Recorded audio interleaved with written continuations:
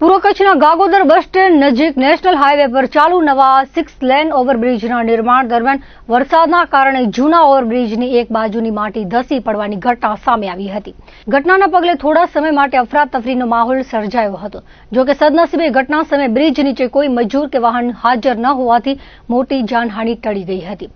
પ્રાપ્ત વિગતો મુજબ ગાગોદર બસ સ્ટેન્ડ પાસે હાલ નવા 6 લેન ઓવરબ્રિજનું નિર્માણ કાર્ય ચાલી રહ્યું છે.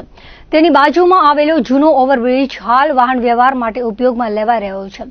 વરસાદને કારણે બ્રિજની સાઈડની માટી પલળી જતા અચાનક મોટી ભેખડ ધસી પડી હતી. ભેખડ પડવાનો જોરદાર અવાજ સંભળાતા આસપાસના લોકો દોડી આવ્યા હતા. ઘટનાની જાણ થતાં જ નેશનલ હાઈવે ઓથોરિટીના અધિકારીઓને સ્ટાફ તાત્કાલિક સ્થળ પર પહોંચી ગયા હતા. કોઈ અનિચ્છનીય બનાવ ન બને તે માટે સાવચેતીના ભાગરૂપે જૂના ઓવરબ્રિજ પરથી વાહનોની અવરજવર તાત્કાલિક બંધ કરાવી દેવામાં આવી હતી. ત્યારબાદ તમામ નાના મોટા વાહનોને બાજુમાં આવેલ સર્વિસ રોડ તરફ ડાયવર્ટ કરવામાં આવ્યા હતા.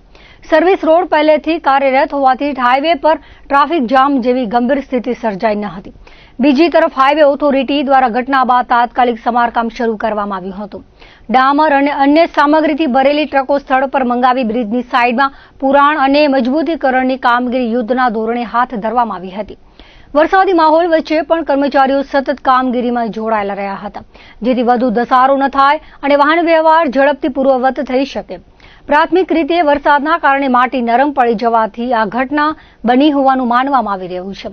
જોકે તંત્ર દ્વારા સ્થળની તકનીકી તપાસ પણ હાથ ધરવામાં આવી છે.